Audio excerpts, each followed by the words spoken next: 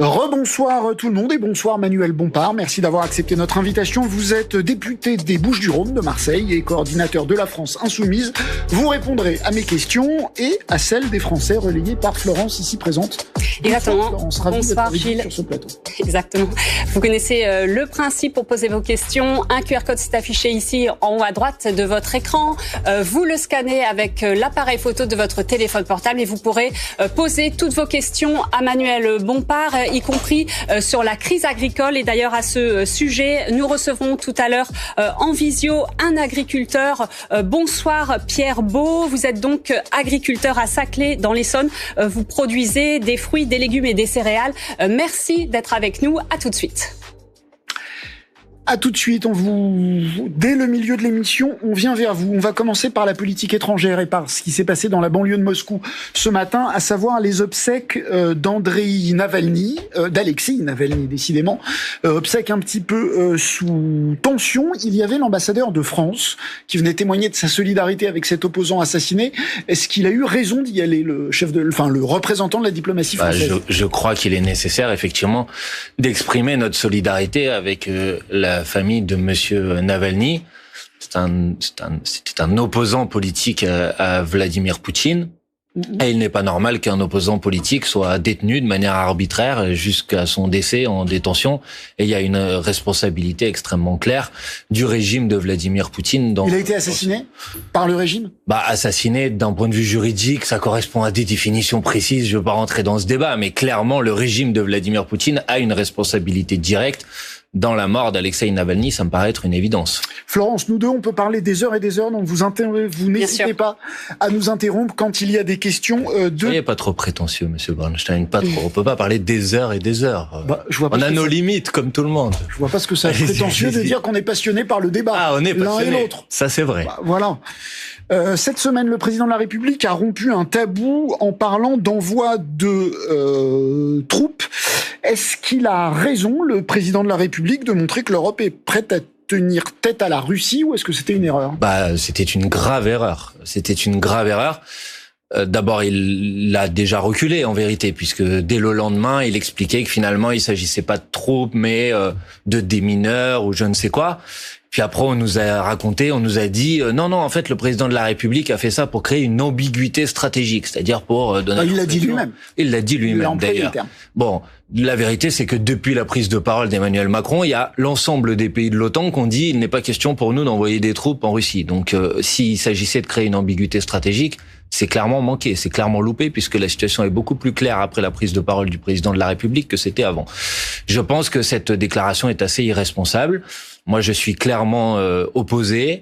Je m'opposerai de toutes mes forces au fait qu'on envoie des soldats français sur le front en Ukraine. Je pense que c'est une grave erreur. À l'inverse, je comprends. Mais est-ce qu'il faut le dire ? Est-ce que ce n'est pas conforter Poutine que de lui dire, quoi qu'il arrive, on n'enverra personne ? Il aurait pu se taire dans ce cas-là, le président de la République. Là, je parle de vous. Je suis pas président de la République. Non, mais de dire, de dire, quoi qu'il arrive. Vous dites, vous contestez. Oui, mais vous m'interrogez sur le sujet. Il faut bien que je vous réponde. Vous voyez bien que c'est la prise de parole. Vous avez dit, moi, j'y suis opposé. Il faut le dire. Je le dis. Sinon, je réponds pas à votre question, Gilles Bernstein. Et puis, je crois avoir la modestie de penser que Vladimir Poutine se fiche peut-être un petit peu de ce que je dis à ce stade, en tout cas, puisque aucun d'entre nous n'est président de la République ou ministre de quoi que ce soit. Donc, pourquoi je m'y oppose ? Pour une raison simple, c'est que je pense que ce n'est pas raisonnable, que ce n'est pas responsable, que c'est prendre un risque d'une généralisation du conflit en Ukraine. Et vous imaginez la situation dans laquelle deux puissances nucléaires commencent à s'affronter militairement. Enfin, je veux dire, c'est un risque d'extension du conflit à l'échelle mondiale qu'on ne peut pas prendre. Qu'on aide les Ukrainiens à se défendre, c'est une évidence. Il faut le faire puisqu'ils sont victimes. D'abord, faudrait peut-être respecter les engagements qu'on a pris, puisque manifestement ils n'ont pas été respectés. Mais moi, je vais pas tourner autour du pot. Je pense que compter sur une issue militaire me paraît être une chimère. Je pense que si on veut sortir de cette situation le plus rapidement possible... Si vous dites ça, ça veut dire que ça sert à rien de continuer à les aider ou de les aider davantage. Si, il faut les aider à se défendre. Et en parallèle du fait qu'on les aide à se défendre, je pense que la France devrait prendre l'initiative sur le terrain diplomatique pour mettre tout le monde autour de la table et créer les conditions du retour à la paix. Je ne comprends pas ce que ça veut dire. Parce que Vladimir Poutine, on va peut-être voir la carte. Qu'est-ce que vous comprenez pas? Ça me paraît être assez simple. Si vous voulez faire la paix, il faut un accord de paix. D'accord. Est-ce que vous le négocier, le discuter. D'accord. Est-ce que vous pensez, je comprends, est-ce que vous pensez une seconde que en négociant, Vladimir Poutine, y a-t-il une hypothèse dans laquelle il quitte les zones qu'il a conquis par la force? Je pense que ça doit faire partie des éléments de la discussion avec lui, bien évidemment, puisqu'on ne peut pas accepter une remise en cause de l'intégrité territoriale d'un pays. Mais il faut, comme l'avait dit d'ailleurs le président de la République, Emmanuel Macron lui-même, il y a quelques mois, il faut créer un accord dans lequel il y a des clauses... Est-ce que c'est possible? Attendez, je vais terminer. Dans lequel il y a des clauses de sécurité mutuelle. C'est les termes qu'avait utilisé le président de la République. Donc vous pensez que si on donne à Vladimir Poutine des clauses de sécurité, à savoir l'Ukraine rentre pas dans l'OTAN ou peu importe, vous pensez que si on les lui donne, il peut quitter le Donbass? Je pense que ça doit être en tout cas le point de départ de la discussion avec lui. Il faut bien trouver un point de départ pour discuter. Mais quand tous les gens qui le... Entendez que je peux pas vous dire aujourd'hui quel serait l'aboutissement d'une négociation pour obtenir la paix. Tout le monde dit, tous les gens qui l'ont fréquenté disent il ne comprend que la force.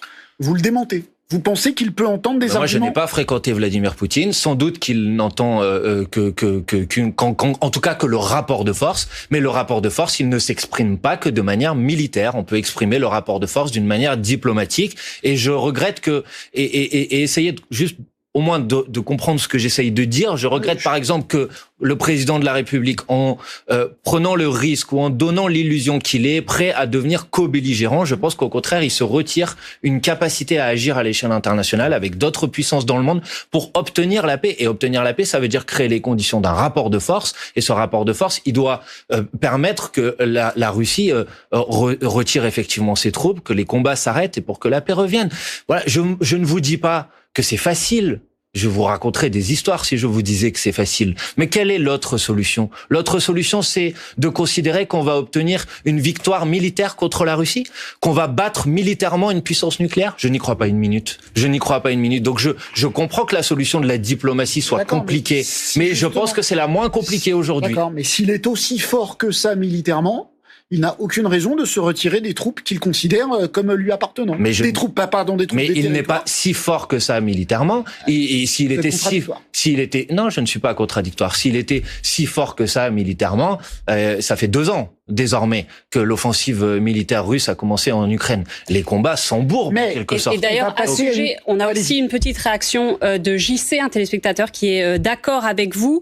Regardez, il écrit « La France devrait agir en tant que membre permanent de l'ONU pour obtenir une paix négociée en Ukraine. C'est la seule issue raisonnable à ce conflit. » Je suis d'accord avec cette personne qui, je pense, dit quelque chose de raisonnable. Encore une fois, il s'agit pas de prétendre que c'est facile d'obtenir les conditions d'une paix. Je ne suis pas en train de vous dire ça. Je sens bien que la situation est difficile. Pour vous, une paix que vous voulez avoir par la négociation et pas par les armes, j'ai compris. Est-ce que vous dites la paix ne peut advenir si et seulement si Poutine se retire du Donbass? Non, mais est-ce que vous êtes prêt à valider une solution de paix où il ne se retirerait pas du Donbass? Oui, parce qu'on a des téléspectateurs qui sont pas d'accord avec vous aussi, comme Philippe qui écrit comment LFI peut être complaisante avec un régime d'extrême droite comme celui de la Fédération de Russie. L'anti-américanisme rend-il si aveugle, monsieur? Alors répondez à Philippe. Je vais d'abord répondre à Philippe, après je vous réponds à vous. Je dis à Philippe calmement et gentiment, je ne vois pas dans mes propos à quel moment y a-t-il une forme de complaisance avec le régime de Vladimir Poutine? J'ai dit tout à l'heure qu'il avait une responsabilité dans l'assassinat et dans la mort. J'ai utilisé le terme mort, je vais rester au terme mort, dans la mort de monsieur Navalny. J'apprends à Philippe, qui peut-être ne le sait pas, que le mouvement politique que je représente ici sur ce plateau accueille des opposants russes à Vladimir Poutine, notamment une personne qui s'appelle Alexei Sakhnine, qui était menacé en Russie et que nous avons accueillis ici en France pour faire en sorte qu'ils ne soient pas menacés là-bas. Je n'ai aucune complaisance avec le régime de Vladimir Poutine. Mais le fait de demander à ce qu'on essaye d'obtenir la paix le plus rapidement possible ne veut pas dire qu'il faut céder à l'ensemble des revendications de Vladimir Poutine. Donc là, vous répondez à ma question. Je réponds un accord de paix doit-il forcément passer par le retrait? Je pense qu'en tout cas, le point de départ de la discussion... Justement, on a un téléspectateur qui termine se pose juste ça et je vous promets, j'écoute votre téléspectateur. Je pense que le point de départ de la discussion doit être celui-là, oui. D'accord. Nous, on a Fod qui se pose la question, est-ce que la paix en Ukraine ne passe pas par l'indépendance du Donbass? Mais encore une fois, je pense qu'il y a un principe en matière de droit international et moi, ma boussole, c'est le droit international et ce principe, c'est de respecter l'intégrité territoriale des États. Après, on sait qu'il y a des conflits sur un certain nombre de frontières en Europe. C'est le cas entre l'Ukraine et la Russie. Il y a d'autres endroits dans le monde où c'est le cas. Avec Jean-Luc Mélenchon, dès 2017, pendant la campagne présidentielle 2017, nous disions, il faut organiser une conférence sur les frontières sous l'égide de ce qu'on appelle l'OSCE, c'est l'organisme de sécurité et de coopération en Europe, pour poser ces problèmes de frontières et essayer de trouver des solutions démocratiques pour les régler, pour que ça ne se règle précisément pas par la voie militaire. Voilà ce que nous disions à l'époque. Peut-être qu'on aurait bien fait de nous écouter. Dernière question sur l'Ukraine, après on passera à Gaza. Un vote au Parlement va avoir lieu sur l'accord de sécurité conclu entre Paris et Kiev vendredi dernier. Qu'est-ce que vous voterez pour la ratification de cet accord ou pas? Je ne connais pas le contenu du vote qui va être organisé à l'Assemblée nationale. Donc je ne veux pas répondre à cette question tant que je ne connais pas le contenu de ce sur quoi nous allons voter. Le principe qui a été le nôtre pour l'instant a toujours été de dire que quand il s'agissait d'apporter un soutien financier ou avec des armes défensives à l'Ukraine pour qu'elle puisse se défendre, nous y étions favorables. Mais j'ai entendu le président de la République lundi dire qu'il envisageait par exemple la livraison de missiles longue portée, c'est-à-dire de missiles qui sont susceptibles de pouvoir frapper le sol russe. Et ça, pour nous, c'est une ligne rouge. Portée, c'est dans la profondeur, donc ça peut être en Crimée, c'est pas forcément sur le territoire russe. Il n'a pas dit, lui, que ça permettait de frapper le sol russe, mais il a parlé de missiles longue portée. Donc je dis qu'à minima, dans ce cas-là, il faut clarifier cette ambiguïté. Mais vous n'excluez pas, si c'est un accord, parce que moi j'ai l'impression que c'est plutôt ce que vous dites, donc fourniture de moyens. J'attends de voir ce qu'il y a dedans. Vous n'excluez pas de voter pour? Mais je n'exclus rien, a priori. J'attends de voir ce qu'il y a dedans. Mais j'attends de voir, par exemple, s'il est question d'adhésion de l'Ukraine à l'OTAN, ce à quoi je suis opposé. Est-ce qu'il est question d'adhésion de l'Ukraine à l'Union européenne, ce à quoi je suis opposé, par exemple. Donc, je préfère, j'essaye de faire de la politique sérieusement, donc de répondre et de vous dire une position sur un texte quand on connaît le contenu de ce texte. Plus de questions sur l'Ukraine? J'enchaîne? Oui. J'enchaîne. 110 morts hier à Gaza lors d'une distribution alimentaire indéfendable selon le ministre des Affaires étrangères, Stéphane Séjourné. On l'écoute, c'était ce matin sur France Inter. Ce qui se passe est indéfendable et injustifiable. Et je pense qu'Israël doit pouvoir l'entendre et cela doit cesser. Maintenant, nous avons franchi un cap supplémentaire. Les gens se battent pour de la nourriture et il y a des émeutes. Dans cette situation, j'ai entendu notamment la demande du secrétaire général des Nations Unies d'ouvrir une enquête indépendante et je pense que la France soutiendra cette démarche. Je suppose que vous trouvez qu'il a raison. Est-ce que non, je ne trouve pas qu'il a raison. Il a pas raison. Allez-y. Bah non, là, quand il dit les gens se battent, non, là, en l'occurrence, la scène dont on parle, c'est pas les gens se battent, c'est l'armée israélienne qui a tiré sur des gens qui venaient récupérer de l'aide humanitaire. Donc sur ce point, il a pas raison. Pour le reste, il parle. Il peut y avoir eu les deux, des gens qui se battaient et par ailleurs. Il peut y avoir eu les deux, mais vous reconnaissez que l'armée israélienne elle-même a reconnu avoir tiré d'ailleurs. Absolument. Bon, mais et pour le reste, il parle, Monsieur Séjourné, Monsieur Macron, ils parlent, mais qu'est-ce qu'ils font? Bah c'était ma question. Qu'est-ce que la France pourrait faire de plus? La France pourrait décréter un embargo sur les livraisons d'armes et de munitions à l'État d'Israël et à l'armée israélienne. Parce qu'on continue, le ministre de la Défense l'a confirmé à l'Assemblée nationale, on continue à livrer des munitions et des armes à l'armée israélienne qui est accusée par les plus hautes autorités internationales d'être engagée dans une voie qui peut conduire à décider, à décréter que ce qui se passe s'appelle un génocide. Voilà, la France a une complicité directe dans ce qui se passe par des livraisons d'armes. Vous dites que c'est un génocide? Vous employez ce terme? Moi, je dis exactement la même chose que ce que dit la Cour internationale de justice, c'est qu'il y a un risque de génocide. Et c'était il y a un mois, la décision de la Cour internationale de justice. La Cour internationale de justice avait dit, vous avez un mois pour prendre les mesures nécessaires pour faire en sorte que ce risque ne devienne pas un génocide. Et depuis un mois, qu'est-ce qui s'est passé? Strictement rien. Au contraire, encore pire, puisque le gouvernement d'extrême droite de M. Netanyahou envisage une offensive militaire sur Rafah. Vous m'avez posé la question de qu'est-ce que la France peut faire. Embargo, la France peut décréter un embargo sur les armes. La France peut décréter de sanctions économiques à l'égard du gouvernement et des membres du gouvernement de l'État d'Israël aujourd'hui. La France peut décider à l'échelle européenne de rompre l'accord d'association entre l'Union européenne et Israël. Militer pour que l'Union le fasse. Militer pour que l'Union le fasse. Et la France peut décider... Vous êtes d'accord qu'aucun pays ne milite pour ça? Aucun autre pays d'Europe ne milite pour ça? Ce n'est pas tout à fait vrai ce que vous êtes en train de dire. Je crois avoir entendu, par exemple, le gouvernement espagnol exprimer le fait qu'il fallait que l'Union européenne se prononce sur ce sujet. Et d'ailleurs, le gouvernement espagnol a dit qu'il allait engager la reconnaissance officielle de l'État de Palestine par l'Espagne. Et la France pourrait le faire. Et ça ne dépend de personne d'autre. Stéphane Séjourné a dit ce matin, pourquoi pas? Oui, qu'il le fasse. Parce que les pourquoi pas, ça dure symboliquement. Je ne dis pas que ça réglerait immédiatement le problème, mais ça serait un acte symbolique fort. On a une question aussi d'un téléspectateur qui s'appelle Lacage. Il écrit « Bonjour, pensez-vous que la France est complice de ce qui se passe en Palestine ?» J'ai un peu répondu à cette question. Elle a une complicité par le fait qu'elle continue à livrer des armes et c'est inacceptable, c'est insupportable. Je vous rappelle quand même qu'on parle de plus de 30 000 morts aujourd'hui.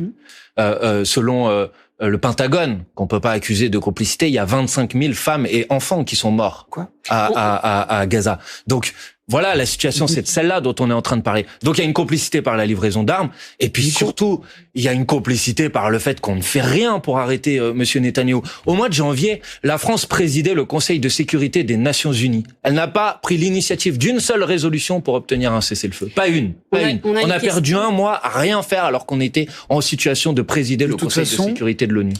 Il y aurait eu un veto américain, ce qui n'empêchait pas la France d'en prendre l'initiative absolue. Ça, vous pouvez pas décréter dès le début. Vous devez créer les conditions diplomatiques de faire bouger tout le monde. J'ai entendu M. Biden dire que, par exemple, une offensive de l'armée israélienne à Rafah serait un cap, une ligne rouge de franchie. Donc, il y a des marges de manœuvre diplomatiques. Mais la France doit faire beaucoup plus que ce qu'elle fait aujourd'hui. Franchement, ce n'est pas acceptable que cette situation continue comme ça et que la France ne dise rien ou se contente de prendre la parole et ne fasse rien alors que des leviers d'action immédiat pour que ce massacre s'arrête. Enfin, moi, je pense quand même que là, tout le monde doit pouvoir comprendre qu'on ne justifie pas ou on n'accepte pas qu'un massacre succède à un autre massacre ou qu'un crime ne justifie pas le fait qu'ensuite on s'en prenne de manière massive à l'ensemble d'une population. Comment vous expliquez que c'est vrai que l'Espagne est un peu plus en pointe que les autres pays européens, mais ce que vous dites là, ce que vous souhaitez là, il n'y a pas que la France qui ne le fait pas. Et Emmanuel Macron est plutôt, au début, la dénonciation a été faible, mais depuis quelques semaines, il est plutôt parmi celui qui dénonce le plus fort. Comment vous expliquez que personne ne le fasse? Monsieur Bernstein, il y a une majorité d'États dans le monde qui reconnaissent officiellement l'État de Palestine. Donc, ce n'est pas vrai de dire, par exemple, que cette décision serait isolée sur la scène internationale. Si la France avait tenu depuis le début une position qui était une position d'abord constante, pas avec des va-et-vient permanents. Une position qui était une position s'appuyant sur le droit international. Si la France avait tenu cette position depuis le début, si la France avait été capable de dénoncer ce qui se passe à Gaza depuis le début, je pense qu'elle aurait servi de point de référence pour une majorité des États dans le monde pour faire bouger les choses. Mais la France qui largue, on a vu les images hier, dans un sujet d'Agnès Varamian, la France qui a largué des cargaisons d'aide humanitaire dans la bande de Gaza avec un accord avec la Jordanie, je crois. Est-ce que ça va, au moins l'aspect humanitaire, ça va dans la bonne direction? Je vais pas vous dire que la France ne doit pas livrer de l'aide humanitaire, bien évidemment qu'elle doit le faire. Mais en même temps, elle livre de l'aide humanitaire et en même temps, elle livre des armes et des munitions à l'armée israélienne. C'est ça le en même temps d'Emmanuel Macron. Des armes pour ceux qui tirent et puis de l'aide humanitaire pour ceux qui subissent les tirs. Enfin, écoutez, c'est pas raisonnable. Faut être constant. Faut avoir des positions un peu responsables. La France, elle est reconnue dans le monde quand elle est capable d'avoir une position qui est justement alignée sur personne pour essayer de faire valoir un principe de base, le respect du droit international, la recherche de la paix. Moi, c'est la France que j'attends. C'est cette France-là qui, à mon avis, fait notre fierté et qui peut être un point de référence pour les peuples du monde entier. Florence, rien de plus? Oui, non, j'avais juste une réflexion de Lilia qui demandait votre avis. Qu'est-ce que la France, en tout cas Emmanuel Macron, attend pour venir en aide justement aux civils palestiniens? Je vous avais entendu à quel point je me pose la même question que vous, Lilia, et à quel point je pense qu'on devrait faire beaucoup plus que ce qu'on fait aujourd'hui, et à quel point je pense que la France n'est pas à la hauteur de sa responsabilité dans cette situation, et je trouve ça déplorable. On change de thème, on va parler d'agriculture. Ce matin, aux alentours de l'Arc de Triomphe, à midi, et à midi au château de Versailles, des agriculteurs de la coordination rurale ont montré que la colère n'était pas retombée. On regarde ce reportage. Des interpellations musclées après une opération coup de poing des agriculteurs de la coordination rurale ce matin aux abords de la place de l'Étoile. En fait, on s'est retrouvés prisonniers des CRS, des policiers, et ils nous embarquent un par un. Donc je trouve ça complètement inadmissible d'en arriver là alors qu'on était prêts à partir de notre plein gré. Vers 4h du matin, ils sont une centaine mobilisés autour de l'Arc de Triomphe. Des tracteurs, des bottes de paille, tous les accès ont été brièvement bloqués. Une opération surprise. Les agriculteurs présents ont tenu notamment à rendre hommage à leurs collègues qui se sont suicidés par le dépôt d'une gerbe de fleurs. On en connaît tous autour de nous qui mettent fin à leur jour. C'est un drame parce que nos situations financières sur nos exploitations ne vont pas très bien. Mais par cette mobilisation, le syndicat souhaitait surtout montrer son désaccord avec le gouvernement. C'est pas de la colère, c'est un sentiment de trahison. Un double discours, on dit on vous a entendu et on nous poignarde dans le dos avec des accords de libre-échange encore plus durs. Le ministre de l'Agriculture appelle au dialogue. Dès qu'on promène des actions comme celle-là qui viennent désorganiser, qui mettent en risque les gens aussi, d'un point de vue de la santé, de la sécurité, il me semble qu'il faut mieux se mettre autour d'une table pour essayer de travailler. Les tracteurs ont quitté la place de l'Étoile peu avant 10h, avant de prendre la direction du château de Versailles pour une photo symbolique et assurer que le mouvement continuera tant qu'ils ne seront pas écoutés. Reportage Mathilde Moreau. Manuel Bompard, que pensez-vous des images que vous avez vues et de ces modes de revendication ? Je les partage, je les soutiens, je les comprends en tout cas, puisque les raisons profondes de la colère qui s'est déjà exprimée depuis des mois et des mois n'ont pas été réglées. Et les raisons profondes de la colère, c'est des gens qui demandent tout simplement de vivre de leur travail, de pas vendre à perte, de pas travailler pour pas pouvoir vivre dignement, et des gens qui n'acceptent pas et ne supportent pas, et je partage leur point de vue, d'être confrontés à une forme de concurrence déloyale, c'est-à-dire des gens à qui on demande faites des efforts sur la manière de produire, sur les produits que vous pouvez utiliser, mais en même temps on leur dit on va faire venir sur le marché en France des produits qui sont produits ailleurs dans le monde et à qui on n'a pas demandé de faire les mêmes efforts. Et donc ça produit et ça génère nécessairement de la colère. Et je crois pouvoir dire que je fais un certain nombre de propositions. Je dis pas que j'entends ou que je partage l'ensemble des revendications qui sont exprimées, mais qui peuvent résonner avec ces aspirations. C'est la question des prix planchers, c'est-à-dire... Alors vous la ferez, si vous voulez bien. Et puis il y a un agriculteur qui va s'adresser avec vous, autant lui faire à lui directement. Très bien. Et puis c'est la question de la fin des accords de libre-échange, mais on y reviendra aussi peut-être. Et quelque chose me dit que vous avez une question. Oui, exactement. On a eu exactement ça. Il pose la question suivante. Est-ce que les agriculteurs, selon vous, bénéficient d'un traitement de faveur lors de leurs manifestations ? Là, je vous informe quand même que sur les événements de ce matin, il y a un certain nombre d'entre eux qui se sont retrouvés en garde à vue. Donc, je pense pas qu'on puisse dire qu'ils ont bénéficié d'un traitement de faveur. Ce qui est vrai, c'est qu'au début du mouvement, on a eu le sentiment quand même que de la part de Monsieur Darmanin, il disait pas tout à fait la même chose quand c'était un mouvement d'agriculteurs ou quand c'était le mouvement des Gilets jaunes. Mais que les choses soient claires, moi, je demandais pas à ce qu'on réprime le mouvement des agriculteurs. Je pense que quand Monsieur Darmanin dit on ne répond pas à la colère avec des CRS, je pense qu'il a raison. Le seul problème, c'est qu'il aurait dû l'appliquer avant et pas uniquement sur ce mouvement. Ces revendications, là, elles sont légitimes et il faut que les gens qui nous écoutent le comprennent. Je pense que c'est des revendications que peuvent partager une grande partie de la population, vouloir vivre de son travail, que vous soyez agriculteur ou que vous fassiez une autre profession. Je pense que c'est une revendication que vous pouvez comprendre. Massivement les agriculteurs.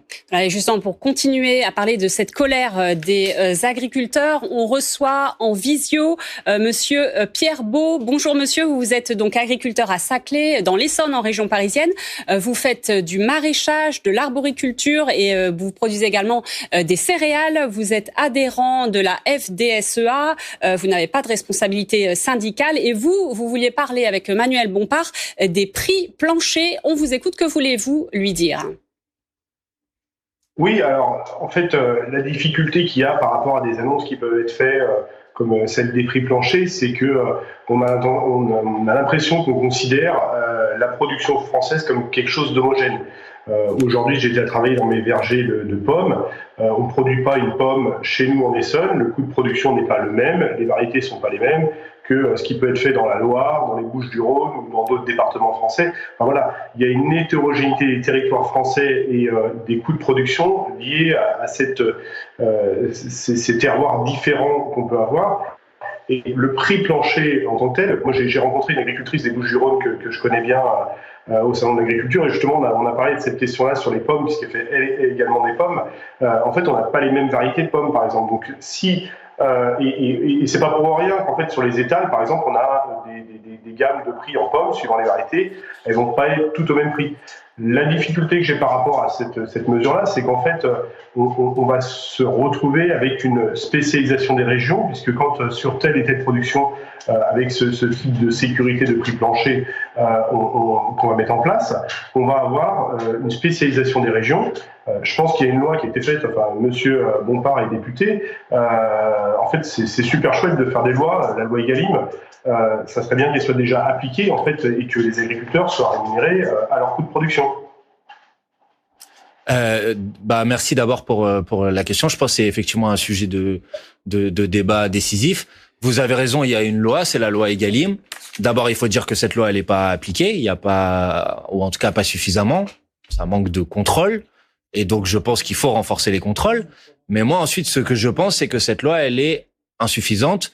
Précisément, vous le savez, parce que dans cette loi, il est prévu que les coûts de production soient pris en compte dans la chaîne agroalimentaire, mais qu'il peut y avoir d'autres indicateurs qui sont aussi pris en compte et qui viennent minorer la prise en compte des coûts de production, ce qui conduit parfois à ce que des intermédiaires aillent acheter aux producteurs pour un prix qui ne couvre même pas leur coût de production et qui, en tout cas, ne couvre certainement pas le fait que non seulement ils couvrent leur coût de production, mais qu'en plus, ils aient une rémunération qui leur permet de vivre dignement. Je vous donne juste un chiffre.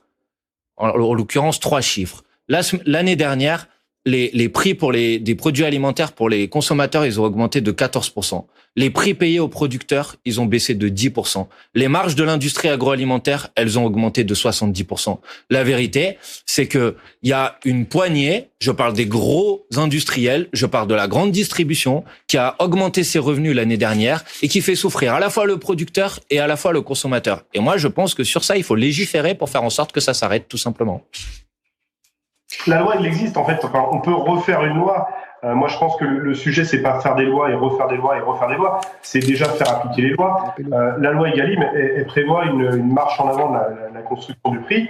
C'est-à-dire qu'on part du prix du producteur et on construit le prix à partir du coût de production du producteur. Alors, il y a une trame des interprofessions sur la valeur de départ, mais on peut redescendre à l'échelle de l'exploitation sur le coût de production du producteur et finalement ce prix rémunérateur qui a. Alors moi, je suis pas concerné, je travaille en vente directe, donc j'ai pas ces problèmes-là. Je le fais directement et je vois qu'on peut tous, en étant raisonnable, mettre un prix qui soit acceptable pour l'acheteur final et qui soit acceptable pour le producteur et qui couvre mes coûts de production. Juste, monsieur, j'entends, je veux dire, c'est bien qu'on puisse en débattre, mais je veux juste vous dire, je pense, vous le savez d'ailleurs comme moi, que généralement dans les contrats, l'indicateur de coût de production, qui est censé effectivement dans la loi Egalim être pris en compte, il est mis en confrontation avec d'autres indicateurs et généralement, il n'est pas couvert à 100%. Et ça, je pense, si vous en parlez avec tous vos collègues, je pense qu'ils vous le confirmeront. Donc, je pense que la loi telle qu'elle est aujourd'hui, moi, c'est pas par plaisir de faire des lois, c'est juste que je pense que la loi telle qu'elle est aujourd'hui, elle est insuffisante. Deuxièmement, c'est pour répondre à votre question sur les régions. Parler de prix plancher, c'est parler d'un prix minimum. Il s'agit pas de dire que tout le monde va avoir le même prix partout. C'est juste de dire qu'on ne peut pas acheter aux producteurs en dessous d'un prix minimum qui permet de couvrir les coûts de production et une rémunération qui soit une rémunération décente. Ensuite, il reste des négociations commerciales, mais il faut que dans ces négociations commerciales, la puissance publique, elle puisse jouer un rôle pour que le producteur soit pas écrasé sous le poids de la grande distribution ou des grandes industries agroalimentaires. une SMIC des prix. Non, il y a un salaire prix minimal en dessous duquel vous pouvez pas aller. On me dit c'est un modèle soviétique. Écoutez, ça existe au Canada, ça existe aux États-Unis, ça existait dans l'Union européenne avant 1900. Non, mais je réponds pas à vous. C'est le même principe. Oui, je réponds à Monsieur Fesneau ou à Madame Grégoire qui disent les prix planchers, mais pas cela parce que ce serait l'économie soviétique. Alors, une réflexion d'un téléspectateur et le dernier mot à Monsieur Beau et après on passe à autre chose. On avait Lo comme téléspectateur qui fait un petit peu l'écho de ce que dit Monsieur Beau. Quelle est votre position donc concernant les prix planchers? Ça, je crois qu'on a compris, mais il pose la question aussi, est-ce qu'avec un marché ouvert, est-ce que cela ne risque pas d'être contre-productif? Alors, ma position sur les prix planchers, j'y suis favorable, à tel point que j'ai déposé avec mes collègues de la France Insoumise le 30 novembre dernier une proposition de loi dont l'article 1er était la mise en place de prix planchers. C'est sur la deuxième partie de la question. Sur la deuxième question, sur la deuxième partie, je dis les choses franchement, le dispositif de prix plancher ne peut fonctionner que s'il s'accompagne de mesures qui visent à contrôler les importations. Parce que si vous le faites pas, vous allez donc vous retrouver avec des importations sur des coûts plus bas et qui vont créer une concurrence déloyale. Ça veut dire plus d'accords de libre-échange. Ça veut pas dire plus d'échanges, mais plus d'accords de libre-échange. Ça veut dire appliquer ce qu'on appelle la clause de sauvegarde sanitaire. C'est prévu dans les règles de l'Organisation mondiale du commerce. C'est de dire, on ne fait pas venir en France des produits qui sont produits en utilisant des pesticides qui sont interdits en France. Ça devrait quand même être une règle de base. Donc oui, bien sûr, le prix plancher. C'est quand même assez dirigé, du coup. Prix plancher plus des mesures drastiques, mais pourquoi pas, hein. Mais c'est plus dirigé que de tout laisser le marché décider. Ça, j'en suis d'accord. Mais je vais laisser monsieur répondre. Mais voilà, Monsieur Beau, ça vous rassure, en quelque part, ce que dit Monsieur Bompard? Dans la construction du prix, pour moi, en fruits et légumes, 50% de mes charges, c'est la main-d'œuvre. On a aussi des distorsions de concurrence sur le plan social qui sont très importantes. Dernier point, la loi Egalim prévoit aussi d'alimenter les restaurations collectives en circuit court. À partir du moment où on met un prix de référence sur le marché, c'est lui qui fait le maître étalon. Aujourd'hui, quand moi, je regarde pour approvisionner des cantines en circuit court, on me dit, voilà, Rungis, qui est à 15 km de chez vous, le prix de référence, il est comme ça, on vous paye ce prix-là. À partir du moment où on met des prix de référence, ces prix planchers-là feront référence sur le marché. Et c'est le gros risque, parce que le prix plancher va devenir le prix plafond, et va devenir le prix de référence pour toutes les denrées, et ça servira de base à chaque fois de discussion, dans toutes les discussions commerciales. Merci beaucoup Pierre Beau, fin de ce dialogue intéressant. On passe à totalement autre chose. La France Insoumise a publié il y a quelques jours une campagne pour s'inscrire sur les listes électorales et on va la voir pour ce faire. Vous désignez vos ennemis. Alors comme ennemis, il y a eu les racistes, il y a eu les riches. Oh, ennemis, oh là. Vos adversaires, voilà, les golfeurs votent. Et vous, les riches votent. Et vous, les racistes votent. Et vous avez même mis Vincent Bolloré. Votre ennemi de classe, si je puis dire, vote. Et vous. Et hier matin, figurez-vous que vous y ajoutez cette affiche. Nathalie Saint-Cric, éditorialiste politique de France Télévisions, elle vote. Et vous. Nathalie Saint-Cric, elle est votre adversaire comme Vincent Bolloré ou comme les racistes? Mais c'est vous qui avez parlé d'ennemis. Moi, j'ai pas parlé d'ennemis. J'ai parlé d'une campagne d'affichage dans lequel on met en avant un certain nombre de... Les racistes, c'est pas vos adversaires?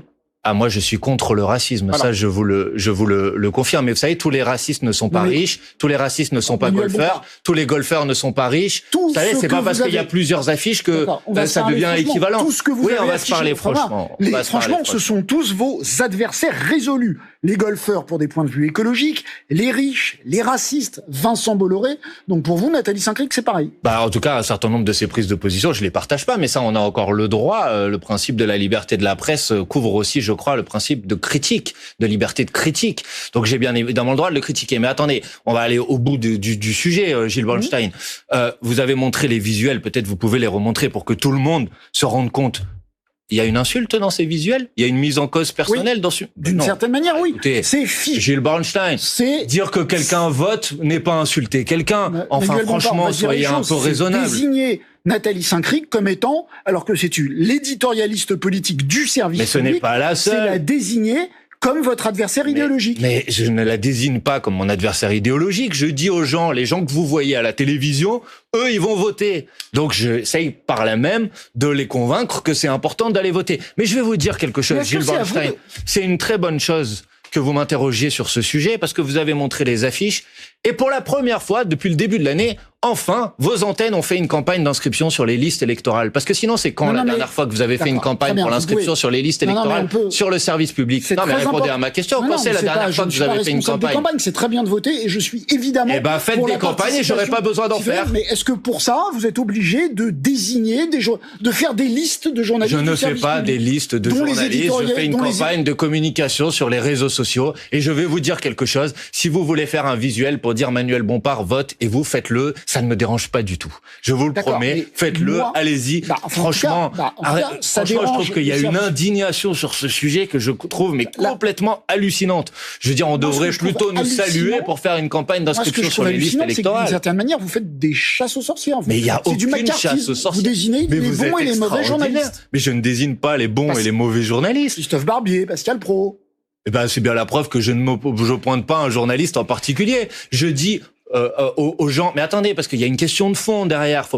La question de fond, c'est la suivante. On va avoir des élections européennes le 9 juin. On peut s'inscrire. Attendez. D'accord, oui. On peut s'inscrire sur les listes électorales jusqu'au 3 mai. Très bien. Il faut s'inscrire sur les listes électorales parce qu'il y a 20% des Français qui ne sont pas en mesure de voter le jour du vote. Et pour ça, vous pouvez aller sur le site onvoteinsoumis.fr et vous pouvez vérifier que vous êtes bien inscrit sur les listes électorales. On va être d'accord, c'est que les gens votent. Voilà. Dites-leur d'aller sur le site onvoteinsoumis.fr. Inscrivez-vous, votez. Faut-il pour ça, encore une fois, faire des listes de bons, des listes de bons et de mauvais journalistes, en l'occurrence de mauvais. Non, je ne fais pas de liste de bons et de mauvais journalistes, mais la preuve qu'il y avait besoin de faire cette campagne, c'est que vous venez d'inviter les gens à s'inscrire sur les listes électorales, et j'en suis très content. Franchement, il n'y avait pas besoin de ça. La preuve que si, c'est que c'est la première fois que vous le faites. La présidente de France Télévisions a annoncé saisir la justice pour vous demander de retirer ce visuel. On va peut-être voir le tweet de Delphine Ernotte. Est-ce que vous allez le faire? Mais vous trouvez ça sérieux? Enfin, franchement. Oui, ça, je trouve très sérieux de vouloir retirer fait que. Au nom de quoi? Qu'est-ce qu'il y a de contraire à la loi dans cette campagne? De dire qu'un journaliste vote et d'interroger les gens pour savoir s'ils vont voter ou pas, c'est illégal, monsieur Bornstein? Enfin, qu'est-ce que c'est que cette histoire? Donc après, il y a une plainte, il y a la justice, très bien. La justice dira ce qu'elle a à dire sur ce sujet. Mais je trouve cette réaction totalement disproportionnée. Je pense que mettre sur le même plan les racistes, Vincent Bolloré et Nathalie Saint-Cric, mais je trouve ça... Mais vous êtes extraordinaire, monsieur Bornstein. Encore une fois, vous avez dit avant de vous montrer la photo de madame Saint-Cric ou la photo de telle ou telle personne, il y avait 3 séries d'affiches. À quel moment j'ai dit que les riches, les racistes ou les golfeurs étaient la même catégorie de population? Mais jamais. Vous l'avez pas dit, mais c'est le même, par exemple. Mais non. Julien Bayou pour les Verts avait fait la même campagne en disant les boomers votent et vous, les chasseurs votent et vous. On avait beaucoup de gens. Voilà, on voit la campagne. Les boomers, eux, ont prévu d'aller voter. La nôtre, elle est mieux. Mais on avait trouvé ça. Des gens avaient trouvé ça discourtois vis-à-vis des boomers. Ils l'avaient retiré. Il en est pas mort, franchement. Ah il fait ce qu'il veut, Julien Bayou. Mais en l'occurrence, moi, je trouve que la campagne fonctionne bien. Lui, il avait reconnu une maladresse. Vous reconnaissez aucune maladresse? Ah non, pas du tout. Au contraire, je reconnais plutôt une certaine habileté parce que ça nous a permis de parler enfin de ce sujet. Vous savez, je sais pas si vous savez, monsieur Bornstein, il y a 3 semaines, j'ai envoyé un courrier au ministre de l'Intérieur, monsieur Darmanin, pour lui demander qu'est-ce que vous allez faire sur l'inscription sur les listes électorales. Vous pouvez toujours, attendez, je vous donne une information que peut-être vous n'avez pas. Je lui ai demandé qu'est-ce que vous allez faire pour, j'ai pas eu de réponse. D'accord. Je demande, je profite de ce plateau, je suis sur les antennes de France Télévisions, je demande, je souhaiterais, après c'est pas moi qui dicte les choix, heureusement, éditoriaux de France Télévisions, je trouve que ce serait bien que France Télévisions fasse une campagne pour l'inscription sur les listes électorales. Je profite du plateau pour le dire, je pense que ce serait bien de le faire. Donc je trouve ça plutôt efficace cette campagne parce que ça nous a permis de parler de ces sujets. Il nous reste un peu de temps pour parler de politique. Vous vouliez une liste unique de la gauche aux européennes, vous la voulez toujours, je suppose. Est-ce que vous voulez aussi un seul candidat à la présidentielle et si oui, comment on le désigne? Oula, tout ça en 2 minutes, j'imagine. Ouais. Ça va être compliqué. Moi, personnellement, depuis le début, vous le savez... mais sur les européennes, il n'y aura pas. Donc allons directement on va prendre les problèmes les uns après les autres. Moi, je reste favorable. Et quand je vois le tableau des prochaines élections européennes, dont je rappelle à tout le monde qu'elles vont avoir lieu le 9 juin, je pense que ce serait beaucoup plus intelligent d'avoir une liste commune de la NUPES aux élections européennes que de partir de manière dispersée. Ah, vous dites il y aura pas, mais c'est pas trop tard. La date limite pour déposer ces listes, c'est au mois de mai. Donc on a encore le temps de le faire. Donc j'appelle tout le monde à la raison. Je leur dis, vous voyez pas ce qui est en train de se passer? Vous voyez pas la situation dans laquelle on est aujourd'hui? Vous voyez pas le macronisme qui est en train de s'effondrer? Vous voyez pas l'extrême droite qui essaye d'en profiter? Vous avez pas l'impression que ce serait plus efficace qu'on propose une alternative en commun? Donc moi, je reste partisan de cette solution. Pour la présidentielle, pareil. Mais pour l'élection présidentielle, je reste, moi, personnellement, attaché à la NUPES, ce qui est cet accord qu'on a constitué au lendemain de la dernière élection présidentielle. Je pense qu'il doit y avoir une candidature pour porter le programme de la NUPES. Une seule, pour avoir une chance je pense qu'il doit y avoir une chance d'être au deuxième tour, il en faut une seule. Comment on le désigne? C'est le chemin le plus court pour y arriver. Comment on le désigne? Ce n'est pas la seule manière d'y arriver. Ce n'est pas la seule manière d'y arriver. Non, bien sûr. Mais là, sûr. vous l'avez vu, vous avez fait 22 pour... Jean-Luc Mélenchon a fait 400 000 voix, il a manqué la dernière fois. Jean-Luc Mélenchon a fait un score canon, 22%. 400 000 voix. Et pourtant, parce qu'il y avait Fabien Roussel, il n'a pas été au deuxième tour. C'est clair que la dispersion nous a sans doute coûté la qualification au deuxième tour. Alors, je vais aller au bout de ma question. Non, mais j'ai compris votre question, mais est-ce qu'il faut une... Non, moi je suis pas pour la primaire. Ah bon, alors comment on le désigne? Je suis pas... Mais c'est pour ça que on auto-décrète Jean-Luc Mélenchon candidat? Non, pas du tout. D'abord, Jean-Luc Mélenchon, vous ne savez même pas s'il a l'intention d'être candidat ou pas, et il a même plutôt dit qu'il aspirait à être remplacé. C'est ce que j'ai entendu, et je le prends, moi, au sérieux. Mais ce que je vous dis, c'est que d'abord, ça doit être pour faire quoi? C'est pour ça que j'ai commencé la réponse à votre question en disant porter le programme de la NUPES. Donc maintenant, la question qu'il faut que, à mon avis, là, il reste vraiment 30 secondes. 30 secondes, c'est d'abord faut poser la question aux autres, puisqu'ils se sont mis à distance de la NUPES. Est-ce qu'ils ont l'intention de revenir sur les orientations qui sont celles du programme de la NUPES ou pas? Si oui, alors oui, je serais favorable à ce qu'il y ait un mécanisme à construire ensemble pour désigner une candidature commune. J'avais une dernière question. Mais il n'y a pas que la primaire pour désigner des candidats, Gilles Bernstein, on peut en faire autrement. Moi, une dernière question concernant une téléspectatrice, Xena32, qui demande, qui affirme que Jordan Bardella viendra dimanche à Marseille où vous êtes élu, Manuel Bompard. Est-ce que vous allez organiser une contre-manifestation comme au bon vieux temps, écrit-elle, de la lutte contre le Rassemblement national? Je sais qu'il existe à Marseille ce week-end un week-end de mobilisation contre les idées du Rassemblement national à l'appel d'un certain nombre de syndicats, de collectifs, d'organisations politiques, et la France Insoumise en fait partie. Il s'agit de dénoncer les idées que porte monsieur Bardella. Et donc oui, à cet événement, et puis moi je le ferai aussi, comme je le fais aujourd'hui, comme j'essaye de le faire à chaque fois, pour dire aux gens qui nous écoutent que monsieur Bardella, il sait pas où il habite, excusez-moi. Un jour il est pour les prix planchers, le lendemain il est pas pour les prix planchers. Un jour il dit qu'il est contre les accords de libre-échange, le lendemain son groupe au Parlement européen vote en faveur des accords de libre-échange. Un jour il dit que la politique agricole commune ça va pas, le lendemain il vote pour au Parlement européen. Donc il faut le combattre, monsieur Bardella, sur les idées qu'il défend. Et les idées qu'il défend, elles sont pas bonnes pour notre pays. Vous serez dimanche à Marseille? Non, je suis malheureusement bloqué sur un certain nombre d'initiatives ici, mais je serai, on va dire, dans le cœur avec les personnes qui participeront à ces initiatives. Merci Manuel Bompard. Merci à vous. Bon week-end.